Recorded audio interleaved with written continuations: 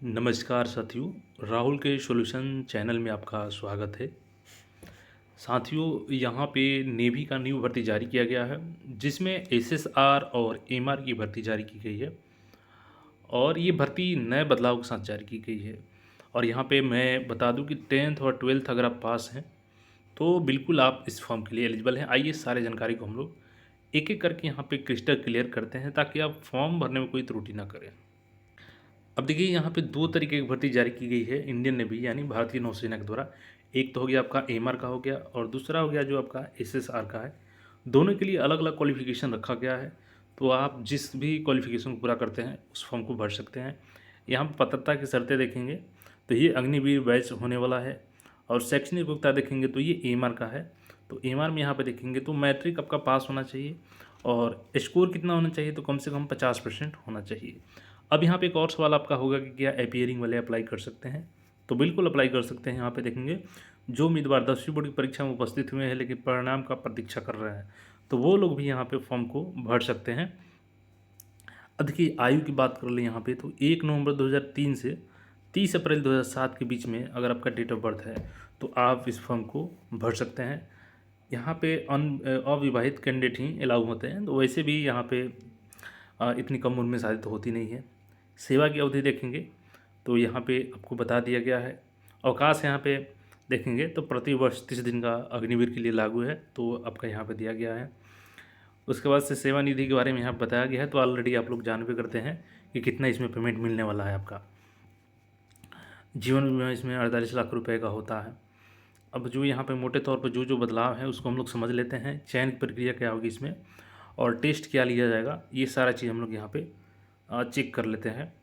तो देखिए, भर्ती की प्रक्रिया यहाँ पे देखेंगे तो अग्निवीर एमआर 2024 बैच की चयन प्रक्रिया 2 चरण की होगी। प्रथम चरण शॉर्ट लिस्टिंग होगा, भारतीय नौसेना प्रशिक्षण, और द्वितीय चरण होगा आपका शारीरिक दक्षता परीक्षा।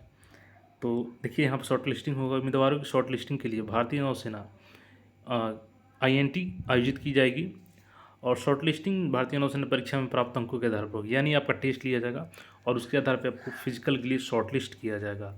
कंप्यूटर आधारित परीक्षा होगा, तो सिलेबस इसका आज जान लीजिए। फिर हम लोग एसएसआर का भी फॉर्म के बारे में जानेंगे।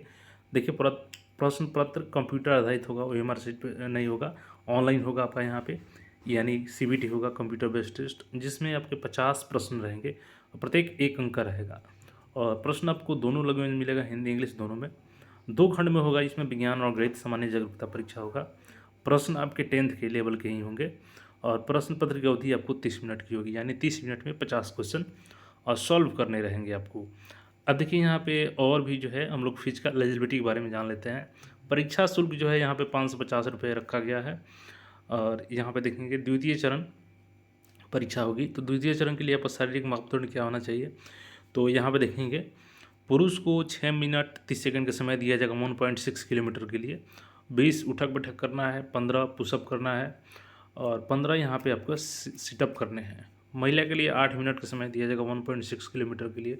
15 उठक बैठक करना है, 10 पुशअप करना है इनको और 10 सिटअप करना है यहाँ पे। अब यहाँ पे देखेंगे तो चयन की सूची है, तो चयन आपका लिखित परीक्षा के आधार पर ही किया जाएगा और जो फिजिकल यहाँ पे टेस्ट है वो केवल आपका क्वालिफाइंग इन नेचर होगा। तो ये हो गया आपका। अब देखिए, कुछ लोग पूछते हैं कि टैटू चलेगा या नहीं चलेगा। तो देखिए, स्थानीय टैटू केवल कोहनी से नीचे के अंदर की तरफ होनी चाहिए, यानी कोहनी से नीचे की तरफ है जो चल पाएगा, और कोहनी की मुद्री तक अंदर की तरफ और हथेली के पीछे शरीर के किसी ने अस्थायी टैटू स्वीकार्य नहीं है, तो आप लोग टैटू न बनवाएं।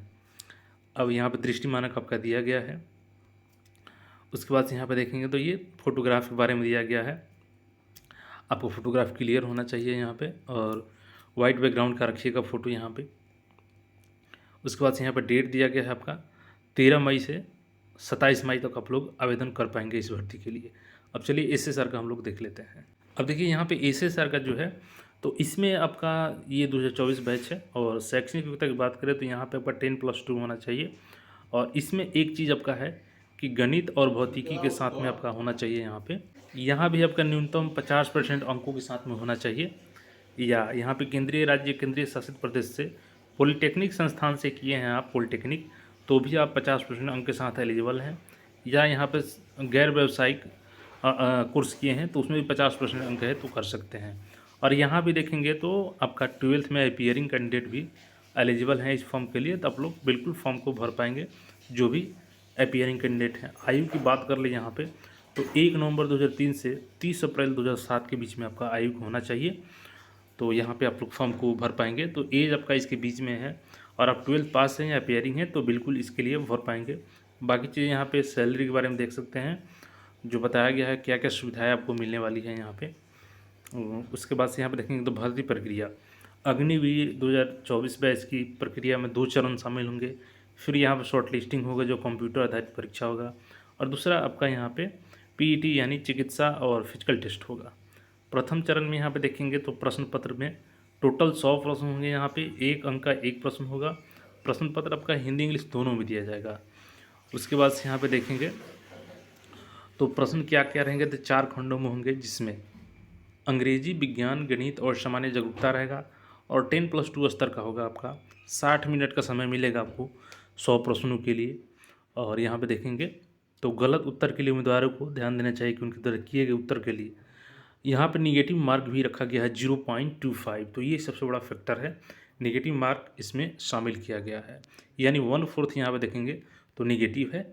अगर एक क्वेश्चन सही करते हैं और 4 गलत करते हैं तो आपको 0 मार्क्स मिलेंगे। 550 रुपये शुल्क रखा गया है। और द्वितीय चरण जब आप टेस्ट पास कर लेंगे सीबीटी, तो इसमें देखेंगे तो अगेन दौड़ बिल्कुल सेम है एमआर वाला, तो यहाँ पे आप लोग समझ लीजिए जो एमआर का देख लिए हैं वही चीज़ है यहाँ पे। और चयन आपका होगा, जो फाइनल लिस्ट बनेगा वो सीबीटी के आधार पे बनेगा। तो यहाँ पे देख सकते हैं, यहाँ भी फोटोग्राफ देख सकते हैं कि 10 से 20-50 के बीच में होना चाहिए। टोपी और ग्लासेस नहीं लगाए होना चाहिए। उसके बाद से यहाँ पे डेट देखेंगे आप लोग, तो डेट यहाँ पे देख लीजिए, सारा डॉक्यूमेंट्स आपका डेट के अंदर का होना चाहिए।